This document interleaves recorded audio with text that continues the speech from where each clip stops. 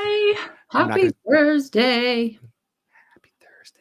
I was just going to say, I'm not going to tell him the names you were calling me right before we came live. I won't Princess do Leia? it.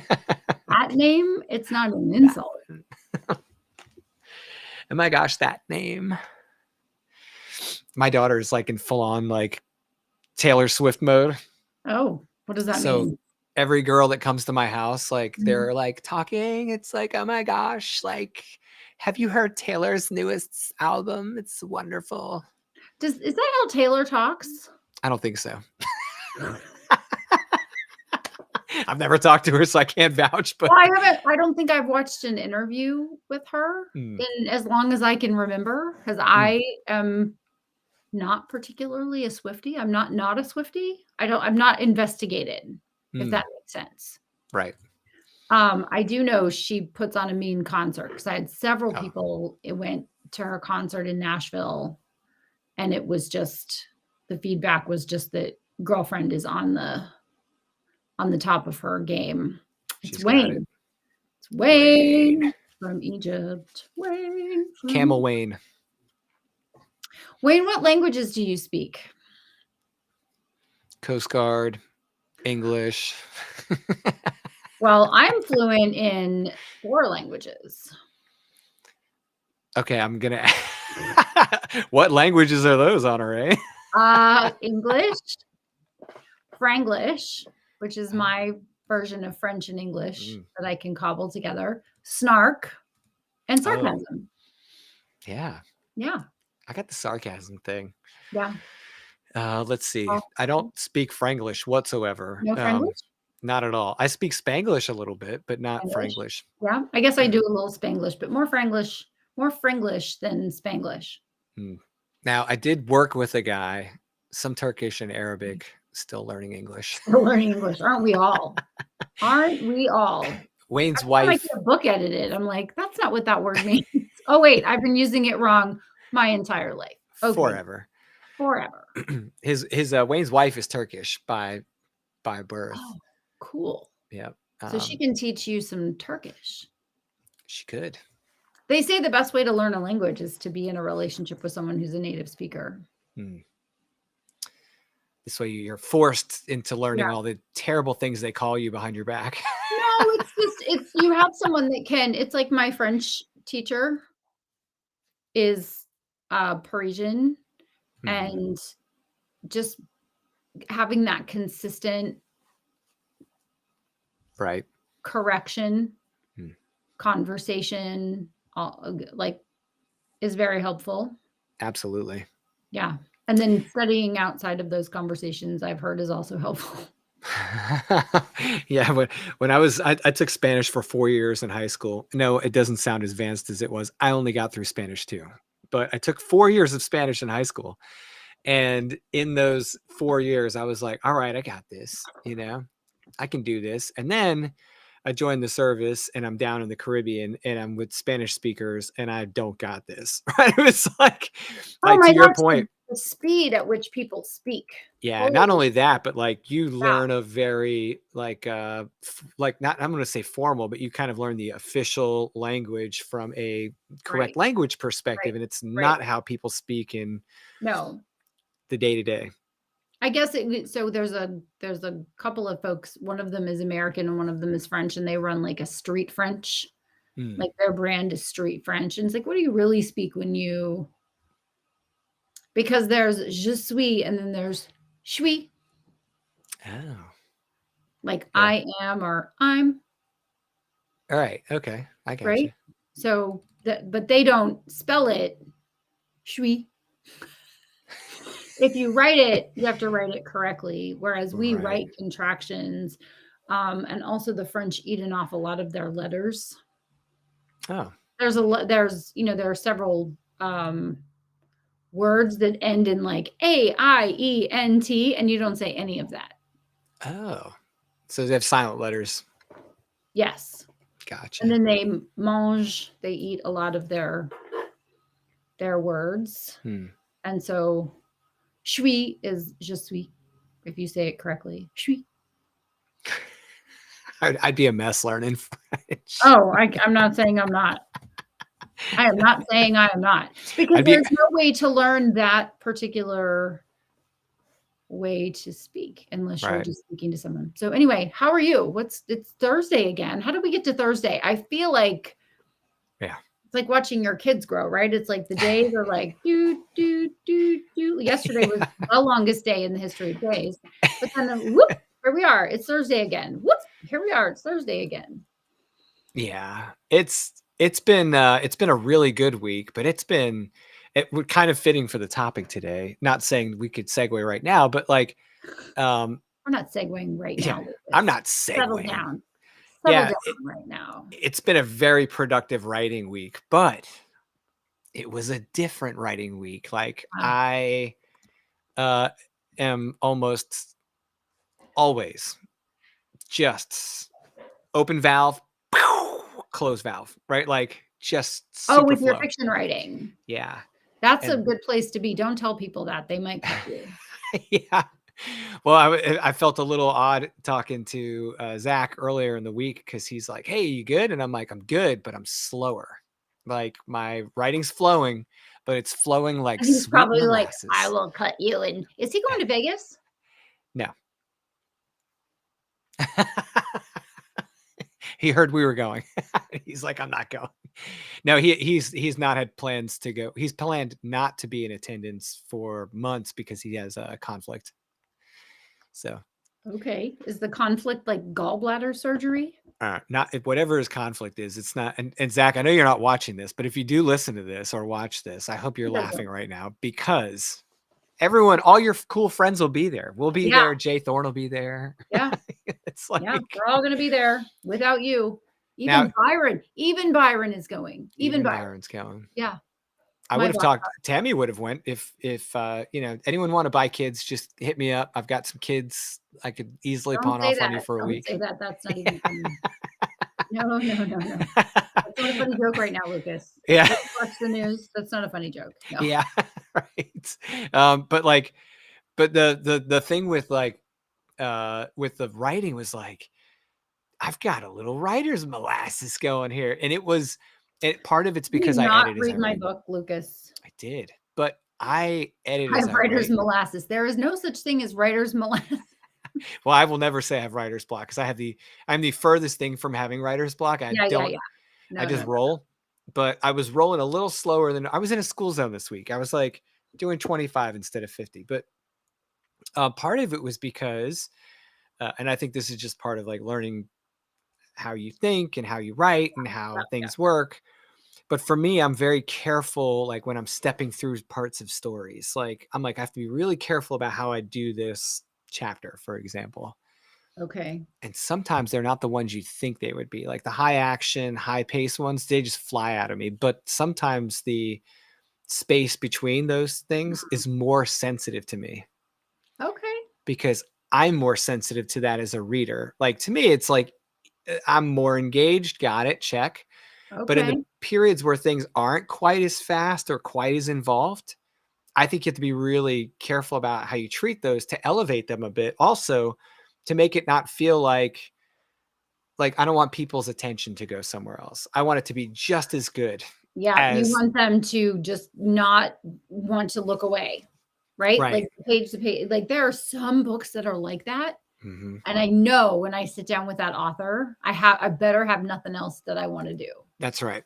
Right. That's right. Because I know it's going to be like, and then I'll be annoyed if someone talks to me, and then I'll be rude, and then I'll get in trouble. Anne Rice was hard for me.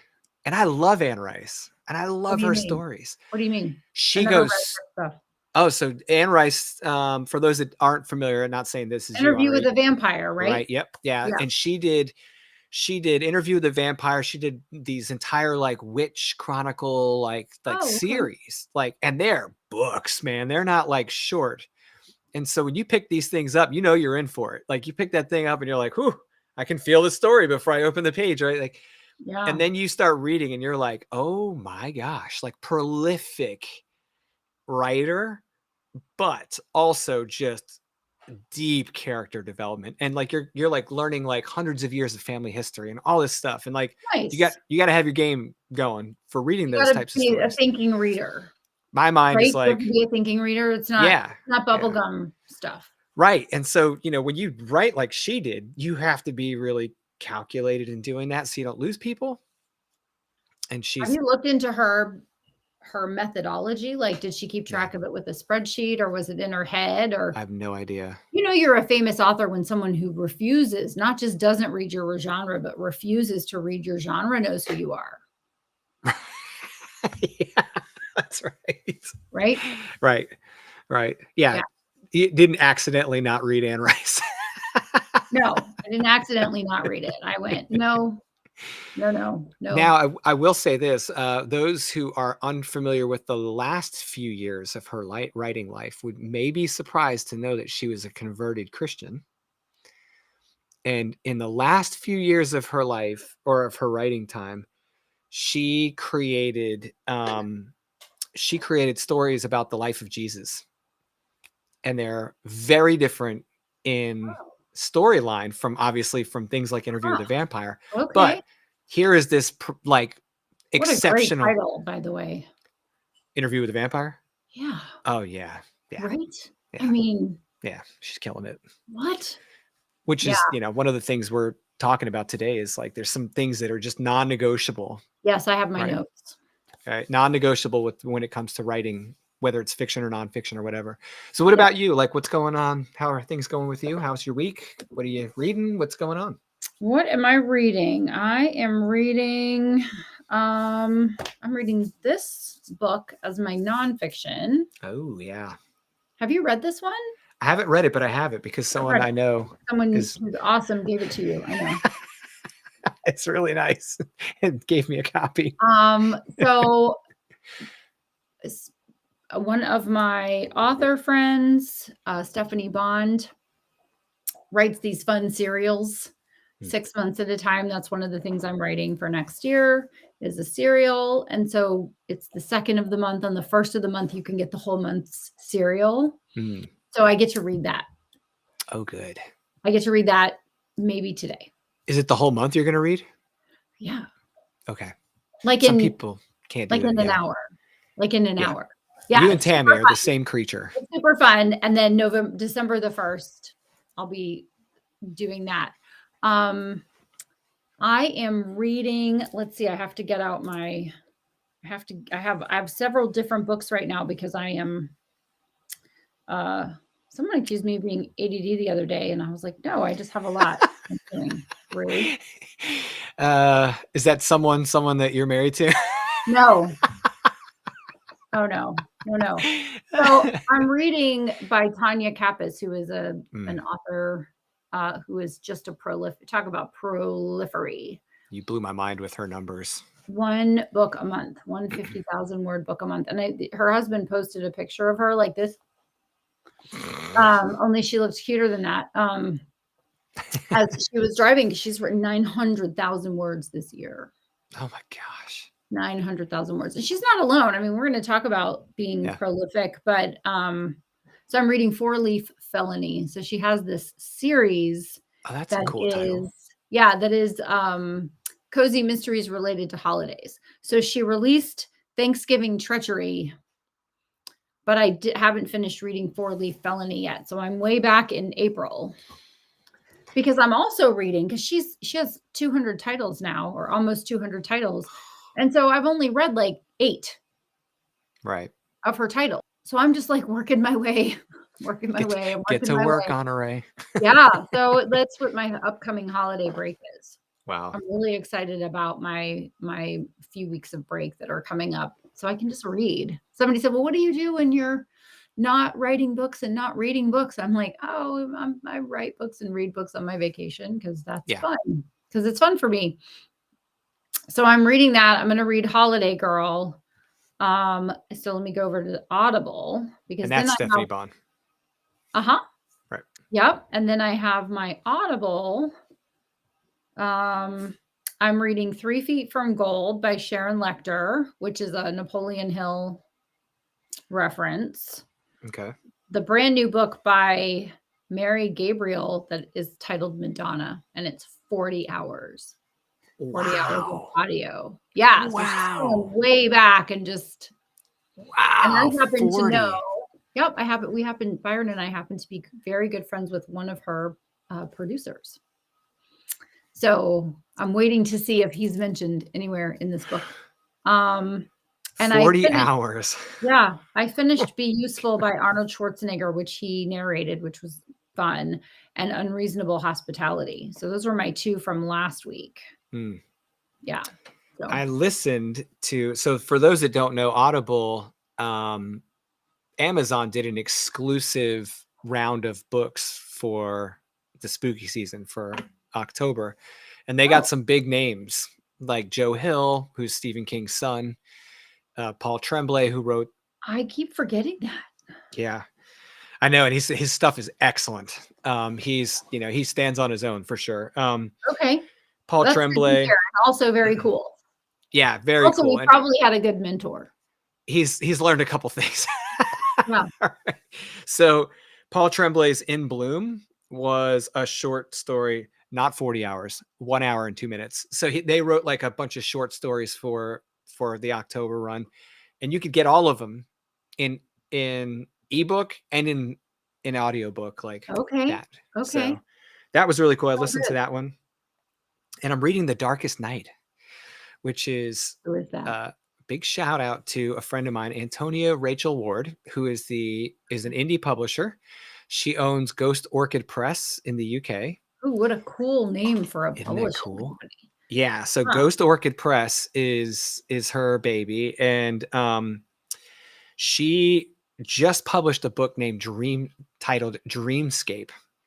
And right before she put Dreamscape out, she dropped a prequel novella like out of the blue and was like, hey, check out The Darkest Night. This is like a prequel to the book that's coming out in 2 weeks. And I was like, oh, I got to pick that up. So that's so nice when your readers are like, what is it? Yeah. Yeah. So I picked both of those up. Now it did do something to my schedule. It delayed me reading Dreamscape because now I'm like, I got to read The Darkest Night first. So I'm doing that. And I picked up The Daughters of Block Island, who Krista Carmen wrote. I hear that is just a phenomenal book. And I haven't opened it yet, but I just picked that up as well. So that's my weekly reading. Nice. Very cool. Yeah. I just, my thing is I need to stop doing most of my reading right before I go to sleep because it's like a magic sleeping pill for me. Like read out. And then I wake up in the morning and I'm like, did I like flip through 5 pages while I was sleeping? Oh yeah. I have that problem sometimes. Sometimes I can't even start reading. Like last night, I was so tired that I might have been asleep before, or I was falling asleep as I was turning the light out. Something like that. So I don't remember anything about it. Just about last night. It's just out. Anything could have happened. I think Byron was grinding coffee because when I went to bed, there was no ground coffee. And when I woke up, there was coffee made. And you slept through that. And I slept through the coffee grinder. Wow. Which, that the coffee grinder and my pillow are maybe 10 feet from each other. Yeah. Yeah. That's wild. Yeah. That's crazy that you slept through that. You were tired. Yes. Yeah. But there's a reason you were tired outside of all the other fun things in life. You are uber productive and you worked hard yesterday. You had a really productive day. And every time we have a conversation where you like tell me about how productive your day was, or I share like how proud I am of something I've done that day. Like, one day I'll be like, I wrote 5,000 words and you're like, you're a maniac. Why are you doing that? Yeah. But we laugh and we also go, that's the stuff, right? Your day yesterday is the stuff that makes your writing business what it is. And someone said that's what you get paid the big bucks for. And I'm like, well, there is that. There is. I wouldn't have it any other way. Like I went to bed very tired, more tired than I would have preferred. However, you earned your keep. I wouldn't have it any other way. I'll take that over I don't have any work. Right. Or I'm stressed about something else. Right. Yeah. Sure. So, yeah. So when we talked about yesterday and you and I were reflecting on some things because, we're like two little kids in a candy shop every time we talk about writing or what's going on with a book that we read, or like someone like Tanya Kappas or Stephanie Bond and what we're watching and seeing and learning and all the things. There are just some things that are just non-negotiable if you really want to hit that top stride as a writer. And whether you ever aim to do it or not, I think it's good to know about those things, to just be aware of those things. Not wonder why you're not successful. Right. If you're not successful, knowing what the fundamental ingredients are for successful writers, and they're all the same, and every single real successful writer will tell you they are all the same. Right. Right. What are they? No. So someone chime in and give us a few. Yeah. Well, one that I think is, I was lamenting about this, and we're not lamenting. I was commenting on this. I'm definitely not lamenting about this, but no, we're not lamenting. I was commenting on this the other day. I've been reading too much horror, as you can tell. Content being king. It's just, I don't care if you're in the course space, if you're a creative entrepreneur, you're creating content. If you're a writer, you're definitely on the hook for the writing. You have to write. There is no, said another way, the best way to sell your current or your previous books is to write your new book. The best way to sell a song is to sell another song, right? The best, right? I mean, it's like the consistency in creating content is king, right? So I guess content is king and consistency is queen. Or we could flip them. Well, depending on where you're at, sometimes, yeah. But I mean, it's why am I up 300% this year over last year? Because this year I have published 6 new titles, 7 titles total, because I did a redo of a previous title. I have one more that's coming for this year. And then the 2 for Q1 of 24 are done. They're in production. You just made me jealous right there. I have one fiction. If you were inside my head right now, you wouldn't be jealous. Because my Q1s are not another thing. My spreadsheet's another thing. I was updating my spreadsheet. My spreadsheet might make you jealous, but you're going to get there, and then I'm going to be your friend, right? I'm going to be like, he's my friend. He's my friend. I'm going to be name dropping. I'm going to be like at the Kroger, in like some small town. Be like, are you a reader? Do you know who Elsie Marino is? Yeah, he's my friend. Just letting you know. My daughter makes fun of me because one time we were in the store and someone goes, "Oh, do you write? What do you write?" And I said, "I write horror." And Maddie immediately goes, "I write horror." And so now everywhere we go, she says, "There's nothing like your children to keep you humble, right?" Like, I dislike you. I'm not feeding you later. We have a guest. Hey, Rogue, what's up? Well, come here. Come up here. Rogue is consistent. If you want to talk about consistency. Hey, where are your manners? She's taking over. She's doing what she wants to do. She's like, I don't get to jump up all the time. Mom tells me to sit, so she's not giving me that treat, so I better sit. So I would like to peel one more layer off the content thing before we move on, if I can. Yeah. Only because I watch this and my heart breaks every time I see it or hear it. But then I also go, well, does that surprise you? And that is when I see people that are writing all the time, or they tell people they're writing all the time, but they never put this stuff out there. Oh, right. I mean, they get a backlog. Yes, the Magic Coffee Fairy just delivered the carafe. Thank you, Magic Coffee Fairy. Have your fairy text my fairy. Please text Lucas's Coffee Fairy and ask her to deliver some coffee. I was like, please don't even just bring me a cup. Just bring me the carafe. Like, that's where we are today. That's where we are today. So the carafe is on the desk. That's awesome. Yeah, I just, creating content is one thing, but publishing the content, you can't sell something that's not available to buy. So I'm writing a little bit of fiction, and I do not have the confidence in my fiction writing yet. Right. Not yet. That I will have when I have been to the dance a couple of times. I Sure. will definitely have to have someone go through and be like, "What is this? What are we doing here?" Right. Right? I'm going to be Karen from Will and Grace, or my editor is going to be Karen from Will and Grace. Honey, what's this? What are you doing? What's going on here? Right? Like, this has to go. But I'm forcing myself with fiction molasses brain to I'm just writing it anyway. I'm just writing it anyway. And then I'm going to just publish it anyway, because I have to have a first. Got to get it out there. I have to have a first book to make fun of myself for later. Right? So that's what I'm doing. Yeah. I mean, it's seriously, you have to. And I love your point about having that editor as that person, because I feel like this, some people might be surprised to hear that an honorary curator, someone who's already published, over 50, 60 books, still has that moment where they're like, hey, like, I'm going to put this thing out there eventually, and I'm just not sure it's right where it needs to be yet. And part of it's my experience with writing this particular type of thing. And part of it is that there's magic behind the scenes on anything you write.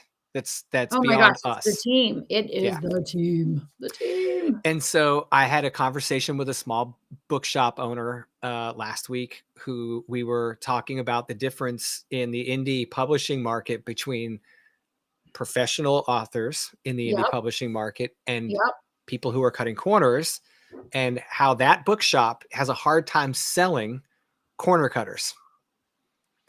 And I asked him, if you had some feedback for me as a local indie author, selling books through someone like you, and you've been in the industry for 25 years. This guy's been selling books he's seen a lot. He knows what's working. He said, hey man, all I can tell you is, like, when your book looks professional and your book reads professionally, like, it looks like a real thing and it feels like a real thing, and it's a real thing, and people will come back for it. But the one thing you can't get away with is cutting corners that make it not a real thing, like not editing or having really poor cover selection.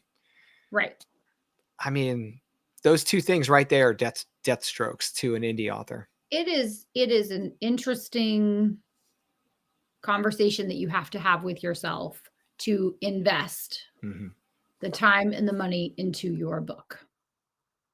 And if you don't take the time to analyze the market and you're willing to spend the money, you're going to be disappointed by the sales. Because if you put a lot of, money into your memoir, or you put a lot of money into your How to Knit Kitten Leg Warmers book, right, and you get some leg warmers for your kitten, and you get a really cute kitten, and you put the leg warmers on them, and you have a professional photo shoot, and you have a professional cover designer design your cover, there's still only 3 people who would think, oh, I'm going to get this book on kitten leg warmers, and you're going to get 1% market penetration, which means no one's buying your book. You might sell one to your mom just because she feels sorry for you. Right. Yeah, that's true. So when people put an awful lot of money into a book that isn't going to sell, that's a bummer. And when people put no money into a book that if they had put some money into it, if they just weren't, oh, I'm just going to design my cover myself. I mean, when I hear that, like, I can't even say, there's nothing to say to that. Unless you're a professional cover designer and a writer, please don't design your cover. You're doing your book a disservice. Just wait until you can invest the money into your cover. Right. And I do know some people that are writers and they do covers for other writers. And even they will, even if they create their own cover, they don't trust themselves to use it without other people's feedback. Yes. Get some feedback on it from someone who knows. This is not an A/B, get the general public's opinion. I think indie authors are the only authors that do that. Traditional publishers don't do that. Hybrid publishers don't do that. Movie studios don't do that. Music companies don't say, well, which album cover do you all like? They're like, Lucas, this is the album cover you like. You're welcome. Yeah, exactly. Buy here, buy now. They're not questioning people. They're not crowdsourcing that information because the crowd does not know. They don't have that professional eye. So content is king. Quality is, I don't know, the king of another country. It's huge. It's huge. It's non-negotiable. Yep. So when I put this Consistency is book out, important, I was not like, I don't do covers, right? I'm not a cover designer. right? Right. This cover designer does this genre and related genres for a living. Yes. And Dino does his genres, his nonfiction covers for a Yep. living. And Yep. when Dino handed me a cover, I'm like, yeah, it's perfect. And when Joy handed me a cover, Yeah. Clarissa, it's perfect. And what did you pay for that cover? Can you give us a ballpark? I'm not allowed to say it out loud. Okay. But it was what's the retail price of it be? Of the book? Yeah, of the cover. What would the cover? You talking about how much I would pay to have that cover designed? Yes. Only external, starting at $300 and moving up. Okay. Depending on the thick of, the book design. And is that the suite? Is that the front, the full, the square? No. Yeah. So just the front cover is $300 for that design. And then to pull it through to a full cover, if you want to do a hardcover, if you want to do a square for the audiobook, if you want to do an inside black and white mirror image, those are all in addition. Right. Yeah. So it depends on how you publish the book as well. So like, since I did the interior design in Atticus, you can load, like to get the interior cover page, right? You can load that image in to Atticus, just like you can with Vellum. With the back cover, she did do the back cover like she did the full cover design, right, for me. However, if you want this in a hardcover, that's a separate cover. Of course, it's different dimensions. Right now, you're not paying.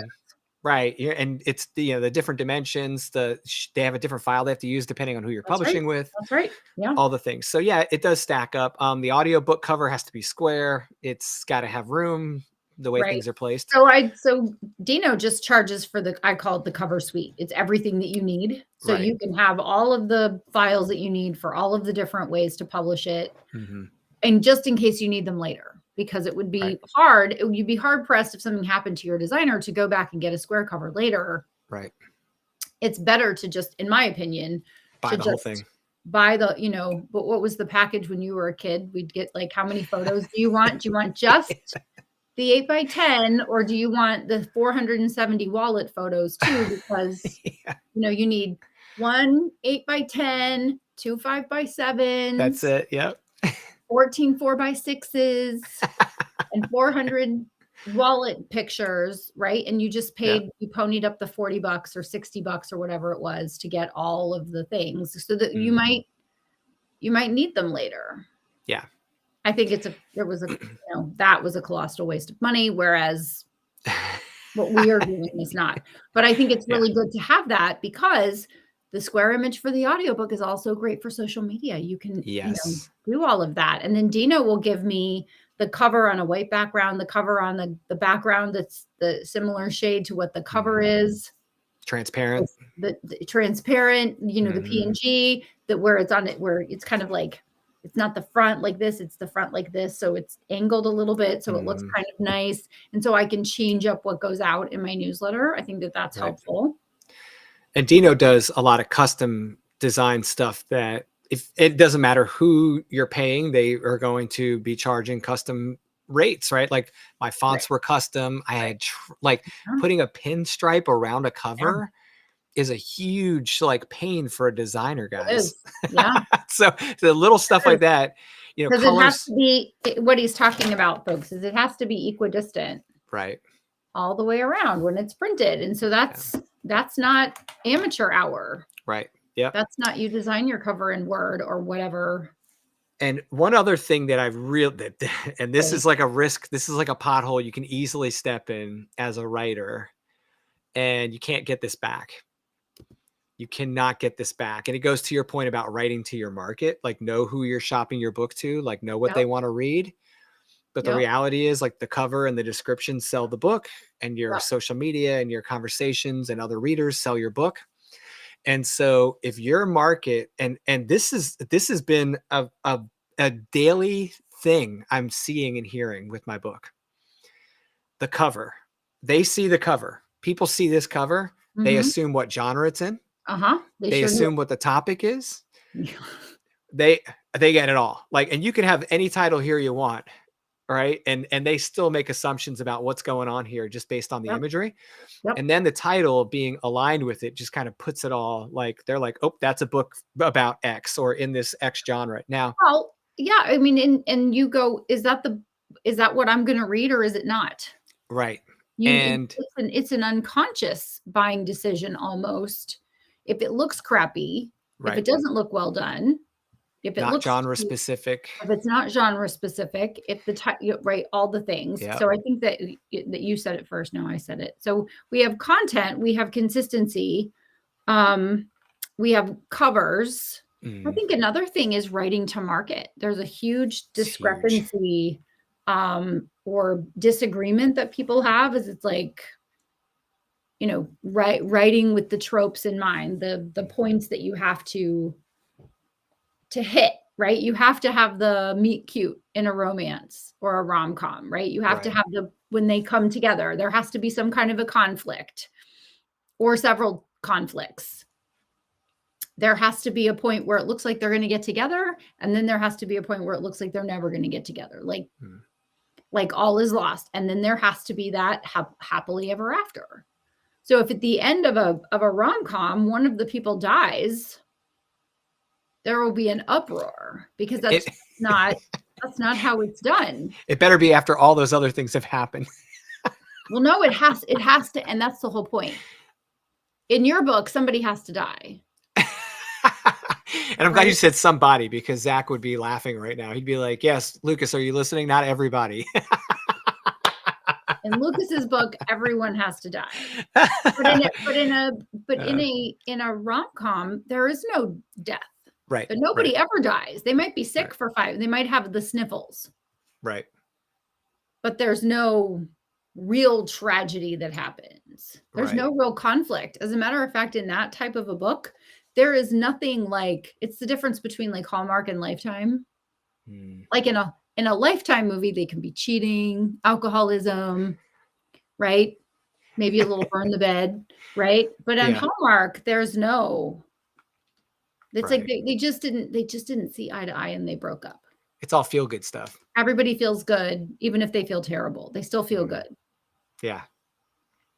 So it's writing to market is knowing what your market expects and giving them something original-ish that meets their expectations. And those are the authors that make the most, is the ones that consistently create content, i.e. publish books that are quality, that are written to market, that meet the expectations of the reader. And I really think that's not sexy. No, I was just getting ready to say, some people really struggle with wanting to do that. And and to me, it's always one of those things where my business head is at. I go, well, you can write whatever you want, but you shouldn't expect that whatever you want is going to sell. Right. And just because you get 5 people to read it and they go, this is amazing, does not mean it's going to hit word of mouth. It has to hit the tropes. You have to satisfy people. Check the boxes. And so if that's what it takes to satisfy the reader, or you can satisfy them in some other way, they have to leave satisfied. So if you, I was a little worried about that writing my first fiction series in haunted house ish genre, because it's not a pure haunted house story. And I was like, oh man, am I going to screw with the genre too much will I be setting myself up for a little risk here if I don't do certain things? Am I willing to not do certain things in the book? And then of course I looked at the certain things and I went, oh, I can make all that fun, so we're good. But the moment I start arguing with the reader, no, you can't argue with the reader. Yeah, that's where your brain has to go, hold on a second, red flag, or write the damn thing and just be happy you wrote it, and that some people will enjoy it and there will be people that don't. Right. Or that just be happy with your time at bat. Yep. But don't be mad when it's not. Don't be mad when it doesn't take over the bestseller list. That's right. So covers don't scrimp on the cover or the design. Right to market, content, consistency. I'm falling asleep, Lucas, with this advice, right? It's like, Oh, the sound is not so great. But I don't want to name the post that we were reading or the person because I don't want to send a whole bunch of more people. But but the other thing was the blurb, right? Which said another way is the back cover copy, the sales copy, the retail book description page, book description. Who does your blurbs for your fiction? Yeah, so that is one of the things I'm more touchy about, because I do believe no matter what we say, a book does get judged by its cover. And I say that's the front and the back cover, not just the front. The front gets me to pick it up. The back cover gets me to buy it. And Right. I Well, think the that back cover, the description is what converts. right. The cover And might get them in, but if the back cover doesn't sell them, that's right. then you're And not when I gonna say convert. yeah, and if you're writing in such a if you're writing a book that description's on the inside or whatever, you get what we're saying. It's like Yeah. you have a book blurb and it is basically the pitch to the reader about They the should story. stop everything and read your book right now. I'm super sensitive about my fiction blurbs only because you have such limited real estate, right? To really get it. And I don't want to give away any spoilers, but some of the stuff that really makes my stories what they are the things that would be spoilers. So I'm like very sensitive about how I write them. Mm. But I write the draft and then I never trust myself to be the final word on whether it's good or not. I use my book coach or mentor or Okay. a blurb writer, people that do Oh, that stuff, right? professional. Yeah, because copywriting is a very special skill, and Yep. back cover copywriting is next level important. Yeah. And we just got a comment from Karen on LinkedIn. I can't see it in my chat, but I saw it on my phone and she said It says, that as long as the fig doesn't die. And I think what she meant was the dog. I'm going to say fig is dog. Karen, can you hear us? Can you confirm that we don't mean fig? Because I'm pretty sure that I have some fig jam and a fig died in the making of that jam. I've got her comment that an awesome cover is a must. Yeah. Okay. Yeah. all true. And yeah. yeah, So I just yeah, like you said, there's a copywriting is not writing like the interior of the book. It's right. it's a skill set that Yeah. that not every writer has. Right. And it has a lot to do Not with any writer has. no, I mean, like unless they're a professional copywriter, that's not what they're doing. right. Same with the cover design, right? So Yeah. I like this similarity between those two things. And this is one of the things I'm most sensitive about. And if people are listening to this and you're going, what? And then you go, oh, you're welcome. Yeah. Ready? All of my ideas for my cover were denied by my cover artist. All of them. And I didn't take it personal. Well, how could you? I had designed my cover, one of those covers would have most likely been there. Right? And as soon as they told me the why, I was educated. Like I have in the book, there's a scene where the bathtub is a very prominent thing in my book. A lot of stuff happens around this. Bathtub is a very prominent scene in my life, so that's good. We have this in common. The next book has to be about beds. Like I just like to sleep, so that'd be cool. Perfect. But the bathtub to me stood out as a very a key thing in the book. And so of course my brain as the writer goes, ooh, I wrote the story. I know what was important in there. I'm going to put the bathtub on the cover. We should put the bathtub on the cover. Let's put the bathtub on the cover. We could have the mom, all you see is a hand on the edge of the tub, the clawfoot tub. And then there's a young hand on top of it. And I thought creatively, that's really cool. And it was immediate. It was not genre relevant. Also will deceive the cover seer into thinking it's actually in this genre over here. Oh. And that is not what your story genre is. has a bathtub on the cover? Well, it was too horror for what the book was really about. Oh, I see. Because I'm this is not a slasher book. This is not a scary. This is not somebody dies in the bathtub. Yeah, this is more about the grief and the supernatural feelings and this like surreal experiences and then a crazy twist at the end and all the fun stuff. But it has nothing to do with like a scary bathroom. Like it's just Okay.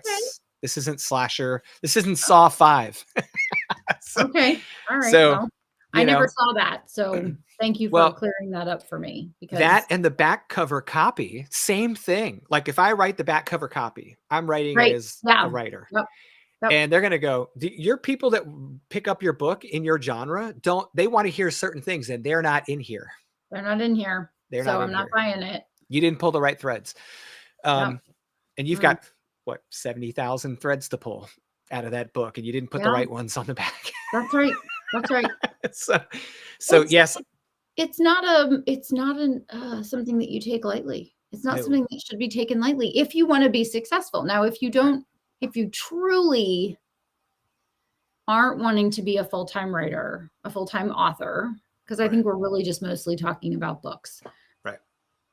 If that's not the goal, if you can be honest with yourself and just say, well, I'm not willing to do what it takes. I'm not willing to, and there's nothing, and we haven't even gotten to sales. Right.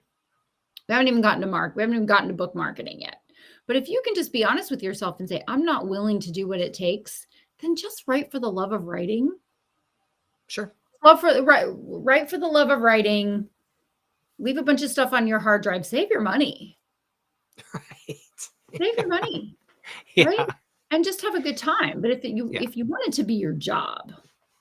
Yeah, there's nothing saying you can't come back to it later. There's nothing to say you can't save up and come back to it later. But one book really well done is going to serve you at such a high level. You'll be hooked, but you'll be disappointed if you don't. Yeah. So like real talk. That's Filled true. up packing from Honore. This is one of the reasons why I sought a mentor in this space before I got in up to my knees in the mire, because I knew that there was so much I didn't know. Just from my past experiences and things with this level of depth, right? Like, yep. And so this is one of the reasons why, I found the Honore Quarter and decided to the Honore Quarter and decided to invest in things beyond the written word on the page so I could learn a bit more about this. And in your course, the Publishing PhD course that I first enrolled in, that's really, I was just looking for that education. Like, I want to know what a successful author knows that I don't know.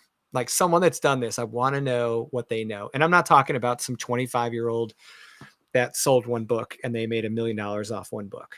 Nothing wrong with being 25, nothing wrong with making $1 million off one book, but I'm looking for someone that's consistently done it and done it at a high level consistently. Yeah. Well, that's my advice to someone is before you hire or pay for anything, a course, a book, anything, do the best you can to find the person who's the 600-pound gorilla in the space. Right. Yeah. It's someone who has never published a book, may know about book marketing in theory, but they're not a book marketing expert. Someone who has only written a few books knows about publishing a few books. They don't know about selling a lot of books, and they don't know about selling a lot of books many thousands or millions of time. It's just a fact, right? Yep. You just know more when you've done it more. You'll look back 20 books from now and go, wow, my writing is so much better than it. Well, your books are going to all look fantastic, which is an edge that you have.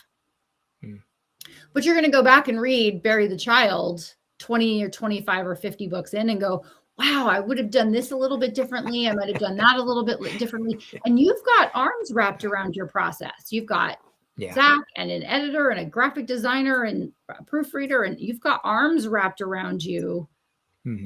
And you'll still look back. I still look back on, 10 books ago, 20 books ago, 30 books ago, 40 books ago and go, oh, all right. I'm not going to go back and fix them.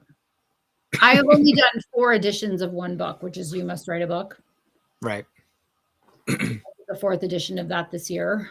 But I'm not going to go back and fix them. I'm just going to make sure that subsequent newer books are better and apply what I've learned to those books. And you don't have 10-time book knowledge after the first book, unless you have an expert that's saying, by the way, come here. Well, those accelerators are non-negotiable in my world because I decided to get serious about it. Yeah. And it's one of those things where when someone says, yeah, I'm serious about doing this, and you shouldn't have to question whether they're really serious or not. Like, you can tell by the way they're building their business, their brand, their product, their everything. When you introduced us to Zach at one of the Empire Builders Masterclass private small group sessions. Mastermind. What did I say? Masterclass? Mastermind. Sorry. Honore will make sure that I mess that up all the time. I mess it up all the time. But when I'm not the one running my mouth, I'm more tuned in. Yeah. 2 ears, 1 mouth. That's it. So like when you introduced us to Zach, you're so smart. You looked at me and you just, that smile right there, do it again. You just had that smile on your face. Like, you were like, yeah, kind of told me this is what you were looking for, didn't you? Like, you said you wanted to publish serial fiction. There's a serial fiction dude who's done it really well. Why don't you just smile and shake hands and say hi? You should talk to each other. Yeah. And Zach has been phenomenal in the coaching and the advice on the book. He's the one that told me, like, hey, when you work with this cover artist, it's going to be different than you do with your nonfiction stuff. Mm-hmm. And by the way, I need to see your submission request to the cover artist before you send it to her. And I was like, oh. And that's, because he knew to look for certain traps, just because, like you said, from experience, he knows that a first-time author in that genre is going to make some fairly simple mistakes. And he was able to catch them before I submitted the form. He was like, hey, you're going to want to fix this. I'm vetoing that. It's like, these are the things that someone that's done series, everything down to advertising, like whether you should, he knew it was should, how, and when. You're right. He knew it was hurting my heart a little bit to use Bury the Child in certain ways when you're writing it. But once it's published, I'm like, yeah, let's use this thing. Yep. And so those are things I would have been figuring out, just trying to figure out. Trying to figure it out. When someone can go, do this, don't do this, do this, don't do this, do these 3 things, avoid this. Good, go. Right. So compress decades into days sometimes in terms of knowledge. So here we are almost at the top of the hour with this. Yes. Where are we going to be next week? Oh my gosh. Well, a little place where the lights shine and the knowledge floweth. Where the showgirls dance and people lose their fortunes. There's a big event happening next week in a city and it's for people that write. Are we allowed to talk about it? Oh yeah, of course. 20 books. I don't think we signed any confidentiality. Right. So, and I'm not like anything cool, like I'm not like a presenter or anything for the event. So I'm just an attendee. Neither. Me neither. Nope. Look at that smile. 20 books to 50K. Yeah. I'm excited. It's my first time I'm going. Honore informed me that this thing existed when I first started looking at publishing. She's like, dude, you really have to take a look at this. And I feel like we planned it a year ago and now we're just going. Now we're just going. It feels like it's been been a distant elephant for a long time. And here it is. Here it comes. Yep. Yeah, we did start talking about a year ago, but part of that is because I was begging you for, like, tell me all the conferences I should go to. Tell me this, tell me that. And you were like, dude, you really need to look at this one. And I think, who said that? I'm going to Facebook. Who said that? Now that's the first comment I've been able to see on my screen since Wayne. I bet it was Karen. Who said that? Oh, did you go on Facebook? I did. I outed Karen. I outed Karen as a commenter. Look, Karen, all letters. Look at that. Wait, the 2 of us at an event with Byron by the way, and Amber. Amber is also going to be there. I'm putting on the spooky font for this. We're going to have so much fun. I wanted Karen's name to be like this. Karen. That's how we feel when she gets our manuscripts. I'm terrified. Right? Yeah, she Karen. looks all sweet. Right. All grandmotherly looking. And her pen is not a pen. No. It's a sword. That's right. I like it. Yeah. Yeah, but just wait till the next time she gets in your book. Well, you know, the article you and I were talking about kind of inspired our conversation. Yes. It was not an article, it was a post, and it's in the 20 books to 50K chat. And that's one of the reasons why we didn't want to. Right. I don't want to blow up anyone's. I don't want to blow up anyone's life by, you know, making a bunch of sending a bunch of people. But there, you know, what's interesting about that post, and so because we're going to go in just a second, that post was written by someone who hit $1 million in income in 3 years from writing fiction. Not too shabby. And he went through the fundamentals of making $1 million writing fiction in 3 years. What has to happen for someone to hit that number? What do they have to do? What's their production look like? What's their publication schedule look like? What's the quality look like? Right? All the things that we talked about. And so, of course, I wanted you to see it. I wanted Byron to see it. But here's the thing. There are posts like that all the time. Mm-hmm. He's a unicorn in a herd of unicorns. Like they're right. It's a small herd. I love that.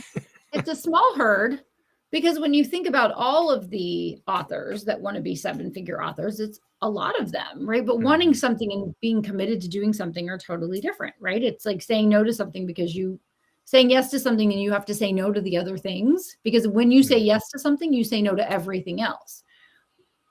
So anyway, we have to go in a minute, but he's indicative of the people that I know personally who make $1 million a year, who have made $1 million cumulatively. And then there's an even smaller list of people that make $1 million a month. That's wild. Yeah. So, I mean, imagine making $1 million a month, which is $34,000 a day, every single day. Right? I mean, you can't live on it. What are you going to do? I mean, you know. I think for a while, I just wouldn't do anything. I'd be so nervous that something was wrong. I'd be like, wait, what's wrong? Are they going to come and take it? So anyway, it's like it's possible. It's possible. And these are indie authors, folks. These are not Stephen King. Right. These are not James Patterson. This is not J.K. Rowling. These are not the authors that you know that are household names that are really well known because they've been around a long time. This guy started in 2020.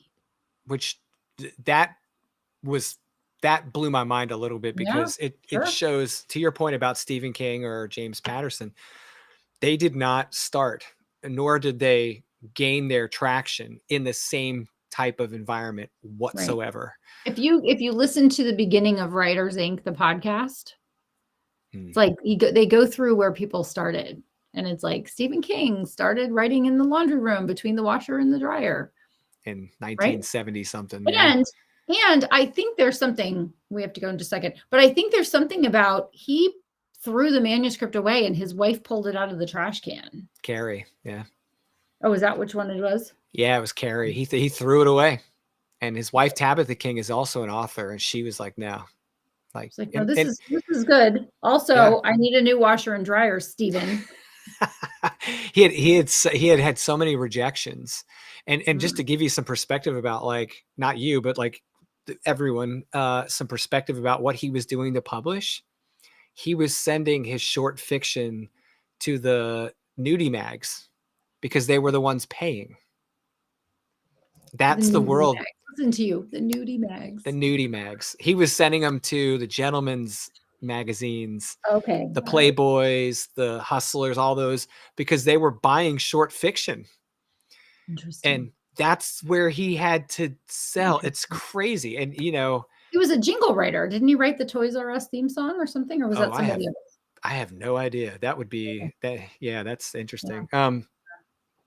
But I guess the moral of Yeah. the story is when you hear about the people like we saw this post, it was really enlightening for me to see someone do it in our current environment. And the other part of it was um, all his success in the first year was the fastest part of the curve.